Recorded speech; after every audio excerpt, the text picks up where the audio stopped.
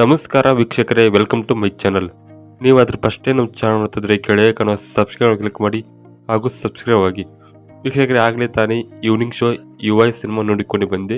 Cinema ಹೇಗಿದೆ straight ಆಗಿ ನೋಡೋಣ ಬನ್ನಿ.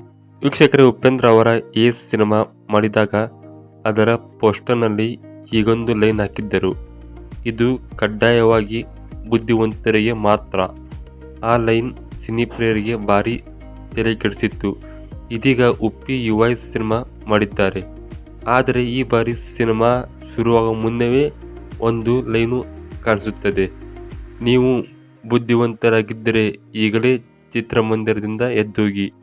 ಅಲ್ಲಿಗೆ 25 ವರ್ಷವಾದರೂ ಉಪೇಂದ್ರ ಸ್ಟೈಲ್ ಬದಲಾಗಿಲ್ಲ ಅಂತ ಅನಿಸುತ್ತದೆ. ಆದರೆ ಈ ಸಿನಿಮಾದಲ್ಲಿ ಪೋಷಕರನ್ನು ಉಪ್ಪಿ ಶೂಟ್ ಮಾಡಿ ಸಾಯಿಸುತ್ತಾರೆ. ಅಪ್ಪ ಅಮ್ಮನನ್ನು ಕಳೆದುಕೊಂಡು ಮಗು ಅಳುತ್ತಾ ನಿಂತಿರುತ್ತಾನೆ. ಆಗ ಉಪೇಂದ್ರ, ಹೋಗು, ಈ ಪ್ರಪಂಚ ವಿಶಾಲವಾಗಿದೆ ಎಂದು ಹೇಳುತ್ತಾರೆ. ಅಳುತ್ತಿದ್ದ ಮಗು ಅಲ್ಲಿಂದಲೇ ಓಡಿ ಹೋಗುತ್ತಾನೆ. ಆಗ ಉಪೇಂದ್ರ, ಇವನು ಓಡೋ ಸ್ಪೀಡ್ ನೋಡಿದ್ರೆ ಮುಂದೆ ಸುಭಾಷ್ ಚಂದ್ರ ಬೋಸ್ ಆಗ್ತಾನೆ ಅಂತ ಹೇಳ್ತಾರೆ. UI ಸಿನಿಮಾದಲ್ಲೂ ಅದೇ ರೀತಿ ಅಳುತ್ತಾ ನಿಲ್ಲುವ ಒಂದು ಮಗುವಿಗೆ ಉಪ್ಪಿ ಓಡು ಎಂದು ಹೇಳುತ್ತಾರೆ. ಮಗು ಓಡಿ ಹೋಗುತ್ತಾನೆ. ಆಗ ಉಪೇಂದ್ರ, ಇವನು ಓಡೋ ಸ್ಪೀಡ್ ನೋಡಿದ್ರೆ ಮುಂದೆ Osama bin Laden, Dawood Ibrahim ಆಗ್ತಾನೆ ಅಂತ ಹೇಳ್ತಾರೆ. ಅರೆ, ಇಲ್ಲಿ ಯಾಕೋ ಉಪೇಂದ್ರ ಬದಲಾಗಿರುವಂತೆ ಕಾಣ್ತಿದಾರಲ್ಲ ಅಂತ ಅನಿಸಿದ್ರೆ ಅದಕ್ಕೆ ಉತ್ತರ UI ಸಿನಿಮಾ. ಮರಳಿ ನಿರ್ದೇಶಕನಾಗಿ ಬಂದ ಉಪ್ಪಿ. ವೀಕ್ಷಕರೇ, ಉಪ್ಪಿ 2 ಆದಮೇಲೆ ನಿರ್ದೇಶಕನಾಗಿ ಸತತ 8-9 ವರ್ಷ ಗ್ಯಾಪ್ ಮಾಡಿದ್ದ ಉಪೇಂದ್ರ ಈಗ UI ಸಿನಿಮಾವನ್ನು ತೆರೆಗೆ ತಂದಿದ್ದಾರೆ. ಸಿನಿಮಾ ಘೋಷಣೆ ಆದಾಗಿನಿಂದ ಟೈಟಲ್, ಕಂಟೆಂಟ್ ಎಲ್ಲದರ ಬಗ್ಗೆಯೂ ಕುತೂಹಲವಿತ್ತು. ಆದರೆ ಚಾಲಾಕಿ ಉಪ್ಪಿ ಮಾತ್ರ ಸಣ್ಣ ಸುಳಿವನ್ನು ನೀಡದೆ ಸಿನಿಮಾವನ್ನು ಥಿಯೇಟರ್ ಅಂಗಳಕ್ಕೆ ತಂದು ಬಿಟ್ಟಿದ್ದಾರೆ. ಚಿತ್ರಕಥೆ ವಿಚಾರದಲ್ಲೂ ಹಿಂದಿನ ಸಿನಿಮಾಗಳಿಗಿಂತ ಭಾರಿ ಬದಲಾವಣೆ ಮಾಡಿಕೊಂಡಿರುವ ಉಪ್ಪಿ ಈ ಬಾರಿ ಪಾತ್ರಗಳಿಗಿಂತ ರೂಪಕಗಳಿಗೆ ಹೆಚ್ಚಿನ ಒತ್ತು ನೀಡಿದ್ದಾರೆ. ರಾಜಕೀಯದ ವಿಚಾರಗಳನ್ನು ಕೂಡ ಸೂಕ್ಷ್ಮವಾಗಿ ಚಿತ್ರಕಥೆಯೊಳಗೆ ತಂದಿದ್ದಾರೆ.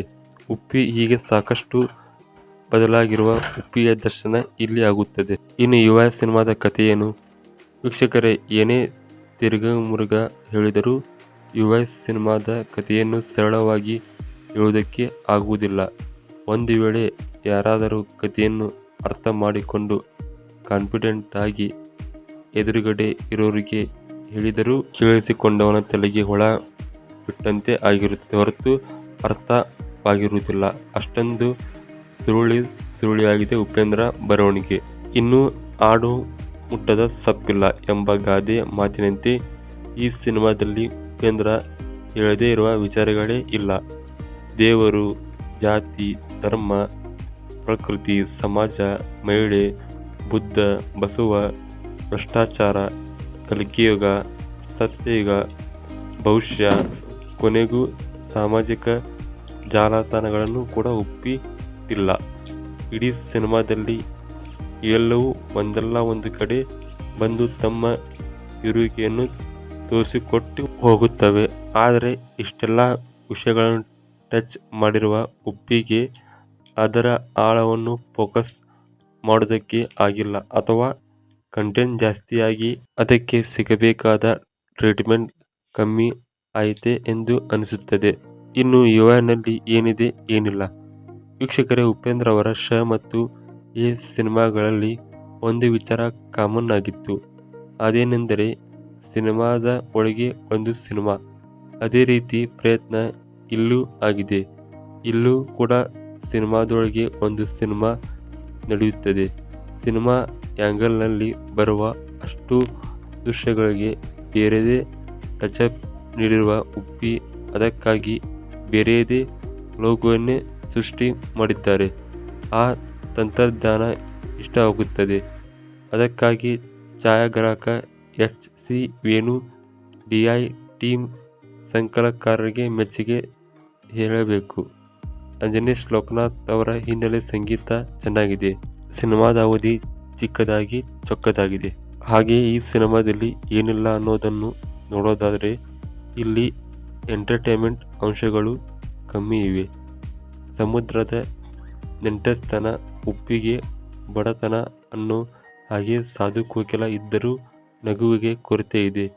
ರೇಷ್ಮಾ ನನ್ನನ್ನೇ ನಿಭಾಯಿಸಿರುವ ನಾಯಕಿ ಪಾತ್ರಕ್ಕೂ ಜಾಸ್ತಿ ಸ್ಕೋಪ್ ಇಲ್ಲ. ಹಲವು ಶೇಡ್ಗಳಲ್ಲಿ ಉಪೇಂದ್ರ ಅಭಿನಯ. ವೀಕ್ಷಕರೇ, ನಟ ಉಪೇಂದ್ರ ಅವರಿಗೆ ಇಲ್ಲಿ ಸತ್ಯ ಮತ್ತು ಕಲ್ಕಿ ಎಂಬ 2 ಪಾತ್ರಗಳಿವೆ. ಅವೆರಡನ್ನೂ ಅವರನ್ನಲ್ಲೇ ಉತ್ತಮವಾಗಿಯೇ ನಿಭಾಯಿಸಿದ್ದಾರೆ. ಆ 2 ಪಾತ್ರಗಳು ಮಧ್ಯೆ ಒಂದು ಭಿನ್ನತೆ ಇರಬೇಕು ಎಂಬ ಕಾರಣಕ್ಕೆ ಮ್ಯಾನರಿಸಮ್ ಬದಲಾಯಿಸಿಕೊಂಡು ನಟಿಸಿದ್ದಾರೆ. ಕಾಸ್ಟ್ಯೂಮ್ ಕೂಡ ಭಿನ್ನವಾಗಿದೆ. ಇವೆರಡು ಪಾತ್ರಗಳ ಜೊತೆಗೆ ಸಿನಿಮಾದ ಕೊನೆಯಲ್ಲಿ ಮತ್ತೊಂದು ರೂಪದಲ್ಲಿ ಉಪ್ಪಿ ದರ್ಶನ ನೀಡಿದ್ದಾರೆ. ಸಿನಿಮಾದ ವಿಮರ್ಶಕನು ಪಾತ್ರದಲ್ಲಿ ಮುರಳಿ ಶರ್ಮಾ ಆರಂಭ ಮತ್ತು ಅಂತ್ಯದಲ್ಲಿ ಬಂದು ಹೋಗುತ್ತಾರೆ. ಇದರ ಜೊತೆಗೆ ಕನ್ನಡ ಹಲವು ಕಲಾವಿದರು ಅಭಿನಯಿಸಿದ್ದಾರೆ. ಆದರೆ ಎಲ್ಲರಿಗೂ ಒಂದೆರಡು ದೃಶ್ಯಗಳಿವೆ ಮಾತ್ರ. ಅಮೃಗ ರವಿಶಂಕರ್ ಅವರ ಪಾತ್ರವು ರಾಜಕೀಯವನ್ನು ಪ್ರತಿನಿಧಿಸುತ್ತದೆ. ಅದನ್ನವರು ಉತ್ತಮವಾಗಿಯೇ ನಿಭಾಯಿಸಿದ್ದಾರೆ. ಒಟ್ಟಿನಲ್ಲಿ ಯುವ ಸಿನಿಮಾ ಪ್ರೇಕ್ಷಕರನ್ನು ರಂಜಿಸಲು ಬದಲು ಆಲೋಚಿಸುವಂತೆ ಮಾಡುತ್ತದೆ. ಮಾನವ ನೀ ಬದಲಾಗು ಎಂದು ಕೂಗಿ ಕೂಗಿ ಹೇಳುತ್ತದೆ. ಒಂದು ವೇಳೆ ಸಿನಿಮಾ ಅರ್ಥವಾಗದೇ ಇದ್ದರೆ ಇನ್ನೊಮ್ಮೆ ಥಿಯೇಟರ್ಗೆ ಬಾ ಅಂತ ಕೂಗಿ ಹೇಳುತ್ತದೆ. ವೀಕ್ಷಕರೇ, ನನ್ನದೊಂದು ಮನವಿ, ದಯವಿಟ್ಟು ಉಪೇಂದ್ರ ಡೈರೆಕ್ಷನ್ ಮಾಡಿರುವ ಚಿತ್ರಗಳು ಡೈರೆಕ್ಟಾಗಿ ಥಿಯೇಟರ್ನಲ್ಲಿ ಹೋಗಿ ನೋಡಿ, ರಿವ್ಯೂಸ್ ನೋಡಬೇಡಿ. ಯಾಕೆಂದರೆ ಸಿನಿಮಾ ನೋಡಿದರೆ ಕೆಲವೊಮ್ಮೆ ಅರ್ಥವಾಗುವುದಿಲ್ಲ, ಇನ್ನು ರಿವ್ಯೂಸ್ ಕೇಳಿದರೆ ನಿಮಗೂ ಕನ್ಫ್ಯೂಸ್ ಆಗ್ಬೋದು. ಹಾಗಾಗಿ ಥಿಯೇಟರ್ನಲ್ಲಿ ಹೋಗಿ ಸಿನಿಮಾ ನೋಡಿ. ಮತ್ತು ಇನ್ನೊಂದು ಮಾತು, ಈ ಸಿನಿಮಾ ಇನ್ನೂ 2 ದಿನ ಟೆಲಿಗ್ರಾಮ್ನಲ್ಲಿ ಬಿಡ್ತಾರೆ, ಅವಾಗೇ ನೋಡಿ ತತ್ಬಿಡು ಅಂತ ಸಾಕಷ್ಟು ಜನರಿರ್ತಾರೆ. ಅವರಿಗೆ ಹೇಳೋದೊಂದೇ, ಕನ್ನಡ ಸಿನಿಮಾಗಳನ್ನು ಹೋಗಿ ಥಿಯೇಟರ್ನಲ್ಲಿ ನೋಡಿ, ಯಾವುದೇ ಕಾರಣಕ್ಕೂ ಟೆಲಿಗ್ರಾಮ್ ನೋಡಬೇಡಿ. ಇದೇ ನನ್ನ ಮನವಿ. ವೀಕ್ಷಕರು, ಇವತ್ತಿನ ವಿಡಿಯೋ ಯುವ ಚಿತ್ರದ ವಿಮರ್ಶೆ ಆಗಿತ್ತು. ಇವತ್ತಿನ ವಿಡಿಯೋ ಇಷ್ಟವಾದ ದಯವಿಟ್ಟು ಲೈಕ್ ಮಾಡಿ ಮತ್ತು ಹೆಚ್ಚು ಜನ ಶೇರ್ ಮಾಡಿ.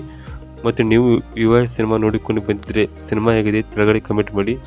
ವಿಡಿಯೋ ನೋಡೋದಕ್ಕೆ ಎಲ್ಲರಿಗೂ ಧನ್ಯವಾದಗಳು. ಮತ್ತೆ ಮುಂದಿನ ವಿಡಿಯೋದಲ್ಲಿ ಸಿಗೋಣ.